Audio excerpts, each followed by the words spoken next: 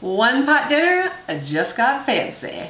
Today I'm making chicken lemon orzo. It's one of my favorite one pot dinners because it tastes like you're eating at a fancy restaurant, but you only have to dirty up one pan. Let's get cooking.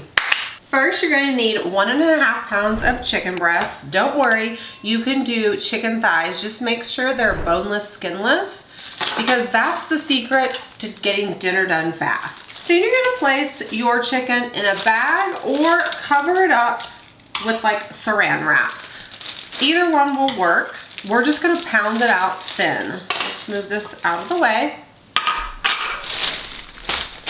Now I want it laid out flat. Now I'm using a bag today. You want to kind of get as much air out before you seal it. Seal it so that way you don't get the chicken guts all over the place. Then you're going to use a meat mallet. This one is really good, and so I have it linked for you as well. We're just going to pound this out. It's great for getting your aggression out, or if you're mad at the husband. There's two sides to this. This side is usually for tenderizing meat. If we use that, it could poke holes into the plastic. So use the flat side when you're pounding out the chicken. The goal is simply just to get them all the right size. Like if you notice chicken and chicken thighs, you'll have one end that's thicker and then it goes to smaller. So we're just pounding out that thick end so they're all equal because it'll cook much faster. Now we're gonna slice this, but first let's move it aside because we have an onion to slice. It almost took out my head. Now we're gonna do a half an onion. Now the reason that I am switching right now is because we don't want to use the same cutting board after we get chicken guts on it. So let's get the fresh stuff done first, just so we don't have to wash two cutting boards.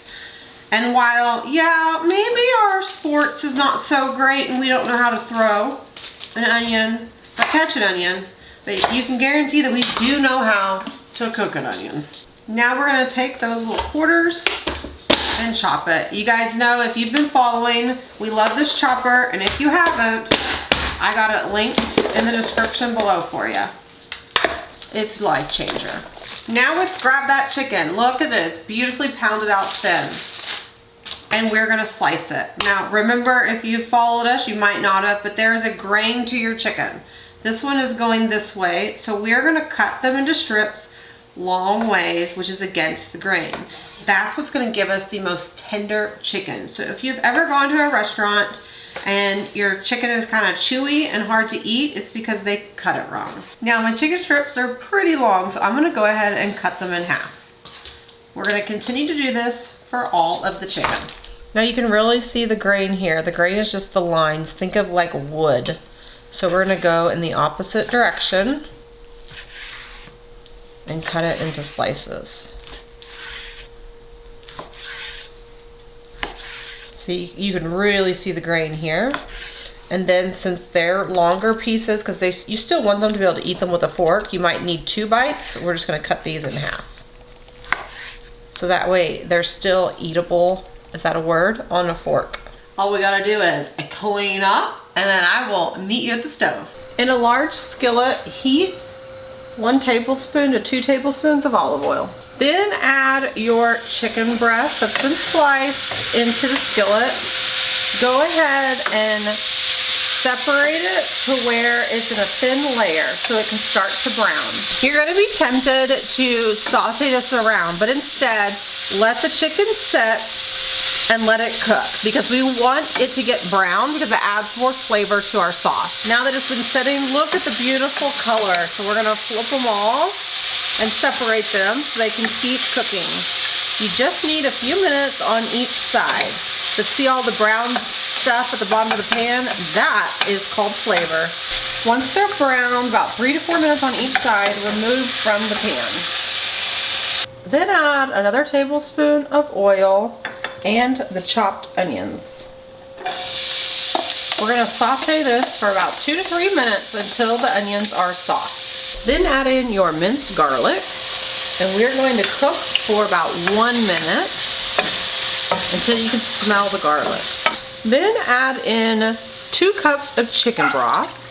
I'm just adding a little bit so I have more room, but then we're gonna scrape the sides and the bottom of the pan. This is called deglazing, and that gets all that yummy flavor into the sauce. I'm gonna finish adding in the broth. You can use water, but I love the flavor chicken broth brings. Add in a teaspoon of salt, 2 teaspoons of Italian seasoning, and a half a teaspoon of black pepper. Add in 1 cup of orzo, and then add that chicken back in.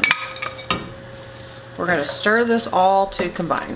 Bring it to a boil, then add the lid, reduce the heat to medium-low, and cook for 10 to 15 minutes. While the pot's cooking, let's get our spinach ready. I like to rip off the stems of fresh spinach.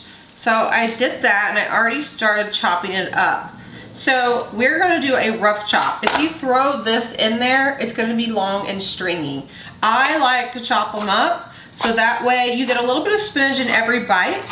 And if you chop it up small enough, if your kids are really picky, you can call it seasonings. It really works when my kids were smaller. I'd be like, that's seasoning, sweetie. It's not a vegetable. You can also use frozen spinach, but I would go ahead and thaw it out and then wring out some of the moisture because we don't allocate for that extra moisture in this recipe. It's been cooking for 15 minutes. You can see that the moisture is absorbed, and I tested the orzo and it looks really good. It's nice and soft and tender. Add in that fresh chopped spinach and give it a quick stir. Add in 1 cup of heavy cream. You could do a lighter milk if you'd like to. It just won't be as thick and creamy. However, if you wanted to use like skim milk or 2% milk or a milk alternative, you can just add in a tablespoon of cornstarch before you pour it in. Add in a half a cup of grated Parmesan cheese. Then you're gonna zest 1 lemon. So zesting is basically using this very inexpensive tool, and you're just taking off the bright orange, not yellow orange, the bright yellow part all throughout.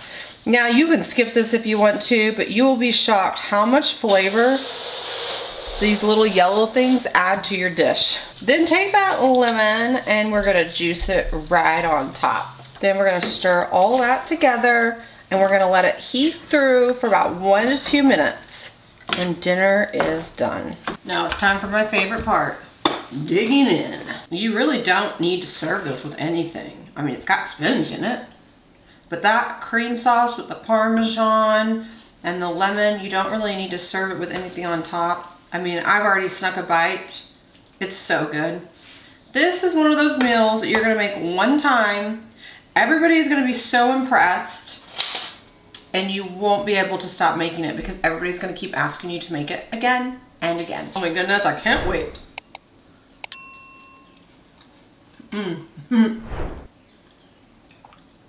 Stop watching and go make this right now. You can get the full recipe. It's linked in the description below. All right, I gotta stick my shirt. And while I'm doing that, you go watch our next video for another one pot dinner idea.